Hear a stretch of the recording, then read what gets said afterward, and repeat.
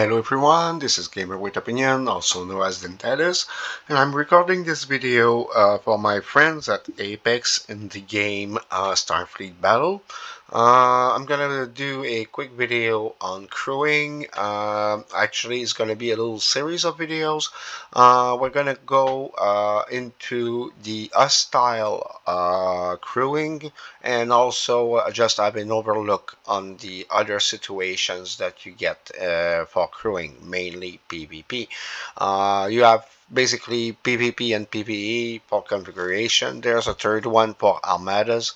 We'll come to that later later in the series. So crewing is really an art, but it's not that complicated once you have figured out the basics.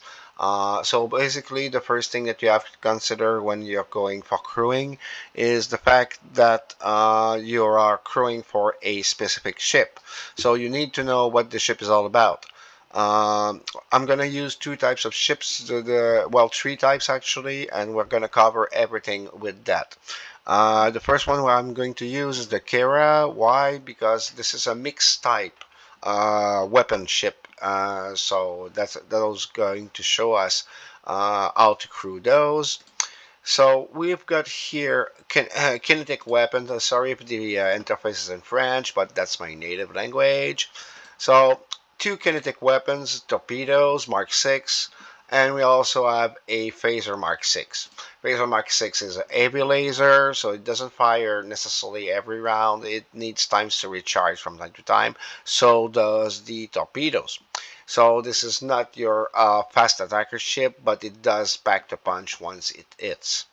Also, it has perforation through armor piercing. Extra armor piercing is always nice. 834 at this level is really nice. Perfect if you want to go against bases, against armadas. This ship will be perfect. The kinetic weapons will help a lot. So because it's a split weapon type, we cannot go and max the weapon totally for PvP. We will be using a mixed configuration. Well, actually, we're not going to max all weapons in PvP on those type of ships. But we are concentrating right now on hostile and PvE, so here we go. For officers, what I do recommend, there's two lines that you can play basically. The first line is Gonzalez as captain. Why Gonzalez? You get her at the start. She has really good stats. She boosts your ship really well, but here's where it is interesting. She's ingenious, so that'll give her a X% amount of increased critical hits, and also she will boost the rate. So I'm sorry, the first one was for the rate. This is for the damage. So she boosts critical on both aspects. Always good when you're farming, when you're popping reds. You want to go and have as much critical as possible. Makes it go faster.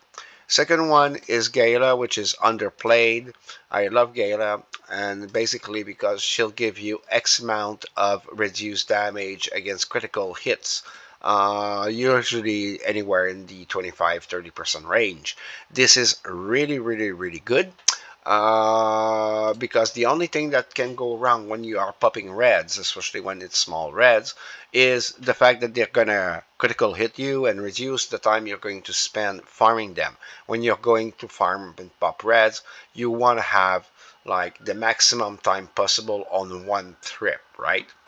Now for the third slot. You have two choices. Either Tlan. Tlan will be useful if you go against interceptors and swarm ships. Why? Basically here, Tilan will reduce your damage by the kinetic weapons by X amount.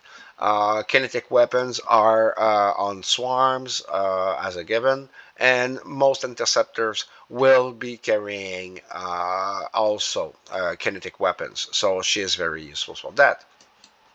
If you are not going against those two types, you're going against any other type, then you play Chen. And why is simply because she absorbs energy weapon by X amount, same amount that Tilan will give you. A little bit of thing here, Chen, for some reason, the shards are harder to get. Probably because she's more useful, right? Because she's more multi-purpose, so she's really good. Those officers, right, Tilan and Chan especially, their ability is limited to level 51 styles. So in the end game, you won't be able to use that trick. Alternatively, you can use the free combo that is provided by the game when you first start, meaning LaForge as captain.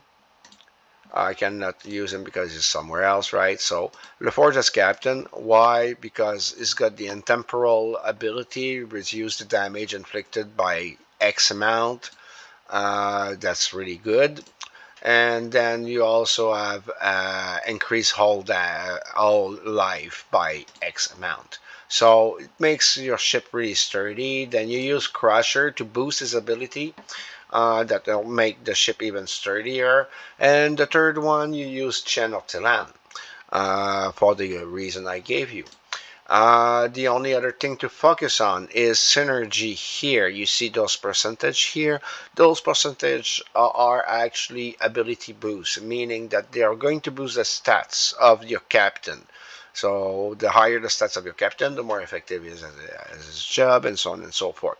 So you're trying to get synergy, but most of the time, your combo will be two that synergize and one that will be up synergy for optimal purposes. To be noted, you have special types of officers which are lower deck officers, like this guy that you can get free on the Starfleet Battle website. They have three abilities instead of two, and the third one is activated when you use them at the lower deck.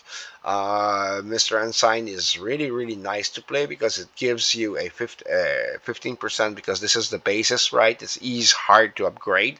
We don't care because it gives you 15% to armor piercing, penetration of shield, and accuracy.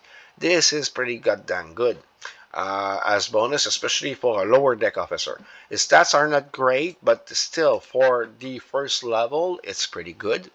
So all in all, it is very useful to play on the lower deck. If you have spent money and got lower decks, well then factor in your lower decks officer to get the maximum efficiency of a ship. So we're gonna come from this. So that is the base for the PvE.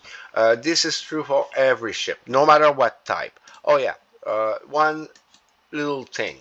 There is a third option that you can also play, which is maxing out the damage of a style on a styles. This is very useful when you're fighting type of styles like captain of styles that you're getting on the quest, on the fighting quest, because all some yellows will be counted as hostiles, so those abilities, I mean, will be activated during the fight.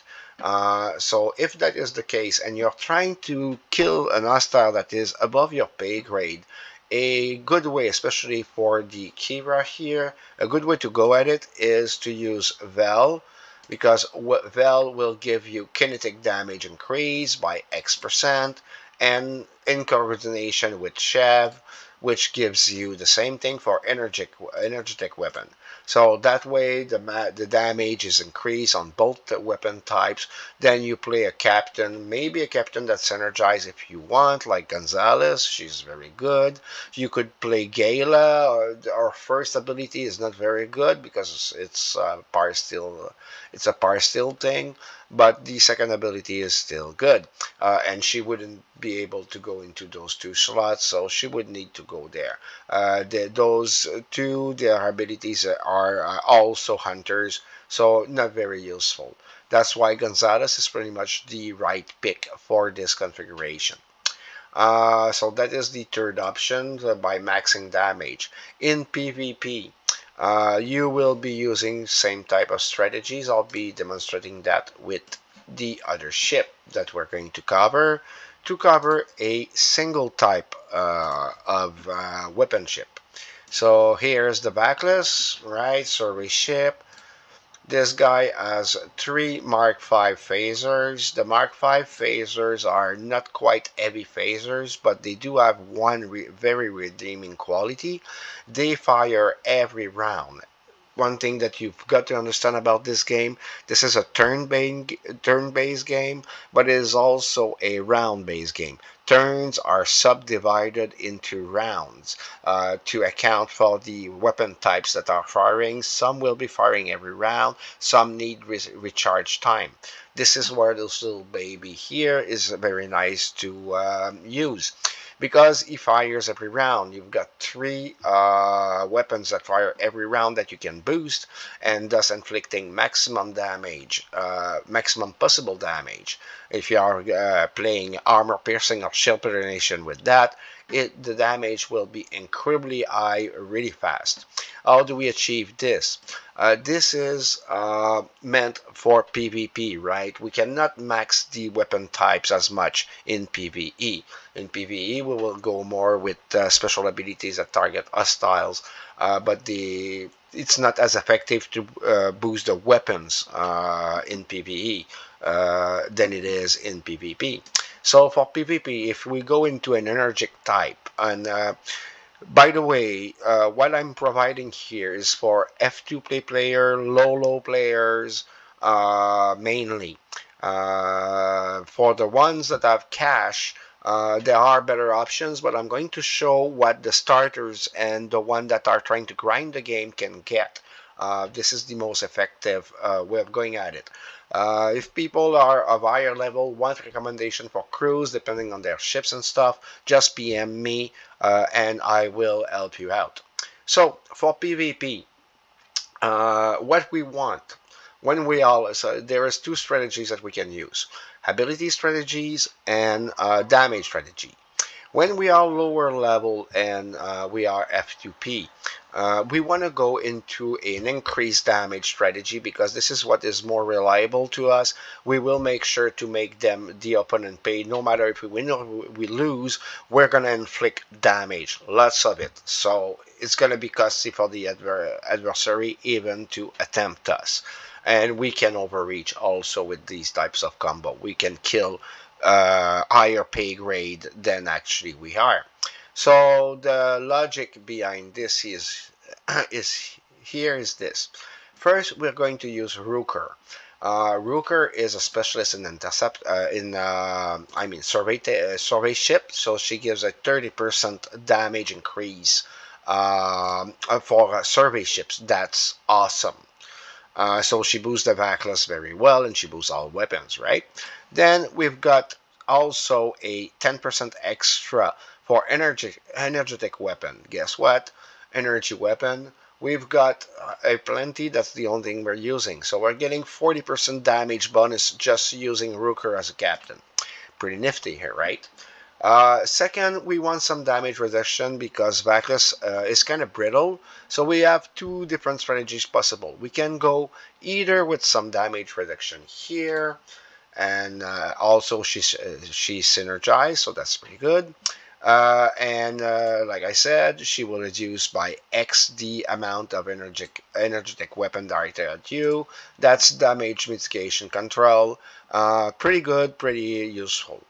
For the third slot, you can also alternatively play something like, well, there is Kamal that is an option. I don't like him very much as much, but he gives you the same thing with against kinetic weapons.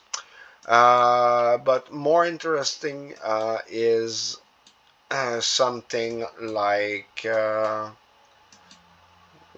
are you? Wotlin, if I remember correctly. He doesn't synergize, but no, that's not Wotlin. It would be Claw, actually. Claw is interesting. Oh, and there's Bartok. If you want to play him, He gives you cannot play him here, right? He is meant for other type of ships like the Kara. You can use him. I'll be going into depth with those into the PvP video. Like I said, I just want to give an overview of PvP configuration, but especially I just want to give an overview here on how we are thinking about weapons for a ship and how it does affect your crewing. So basically here we could go, if I want the synergy, like I'm playing a Borg here, but it's not always, you don't always have access to the Borgs, right? If you do have access to them, the 8 of 11 gives you a 45% boost on attack, which is pretty much what you want in those type of configuration. You may play 9 if you want to get defense, but I think it's kind of useless. You'd rather have the attack. Make sure to make them pay. Alternatively, Claw is an option. He synergizes and he will give you increased damage on your crits. Since you are using 3 weapons every round, and that a turn as many rounds, well, you stand a lot of chances of actually scoring critical hits. Boosting the damage efficiency is something good, and like you can see, yes, my stats will drop a bit on the attack side because I don't have the 45% boost, but I'll be boosting the critical. I'm getting an increase on the synergy as well, which is to factor in.